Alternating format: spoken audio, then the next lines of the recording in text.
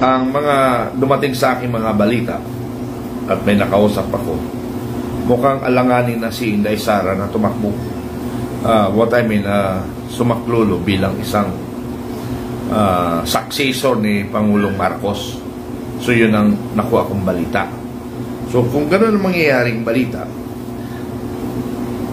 parang nakipag-kunaybans na kay Marcos. Hindi ko maintindihan, no? Pero kayong mga DDS o naniniwala sa inyong Vice President o ating Vice President ay tuloy lang kayo. Malay mo magbago ang kaisipan ng Vice President Sara Duterte.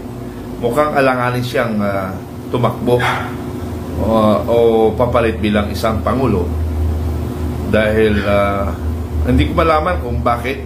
Siguro dahil sa dahilan na sinira na siya, para bang nahiya na rin siya sa sarili niya.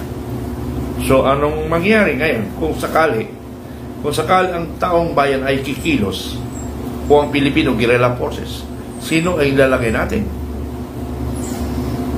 Yun yung problema natin ngayon. Mukhang parang hindi pumapayag pati si dating Pangulong Duterte. Para bang hayaan na lang natin sa militar.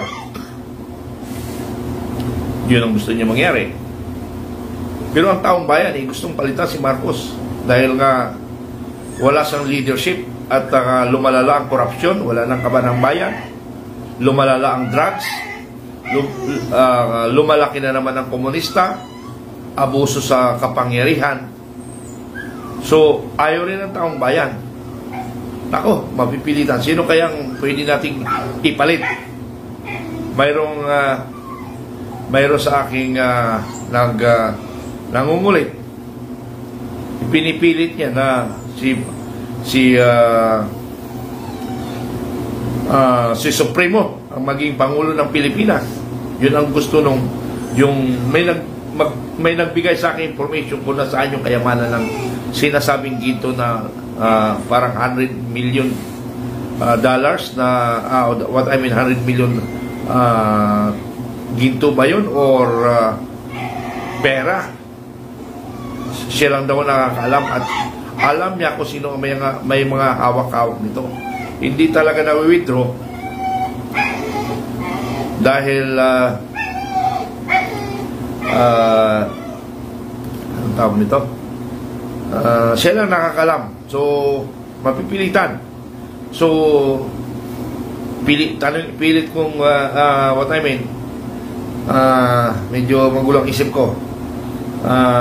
Pilitin kong tanggapin ni Supremo, pero ang sa tutulang ayaw niya.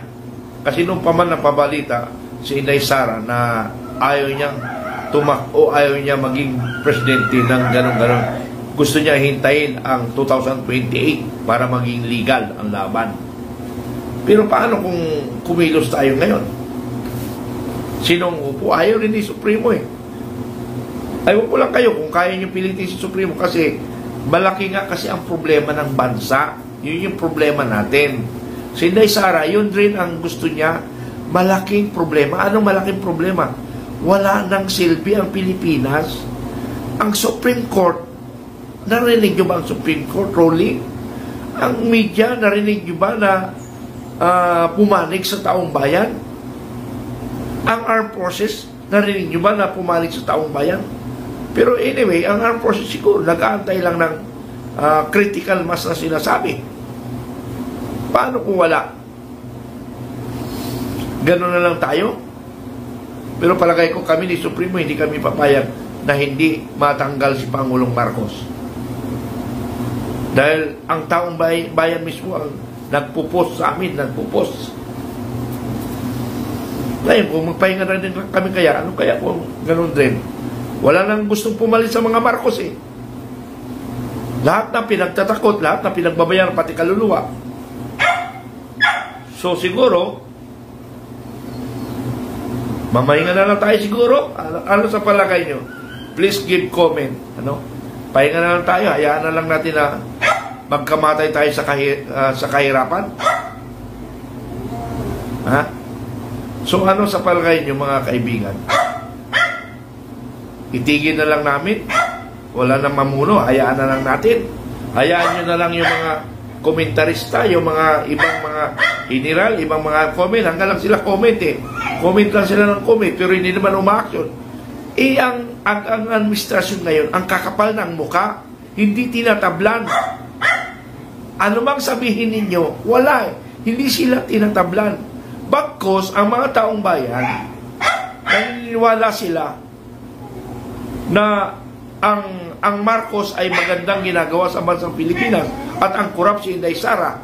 Yun yung maraming kaalaman na mga walang pakialam sa social media, hindi nakikialam sa social media.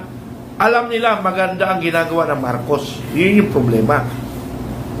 O di, ano kaya kung gano'n na lang siguro, manahimik na lang tayo.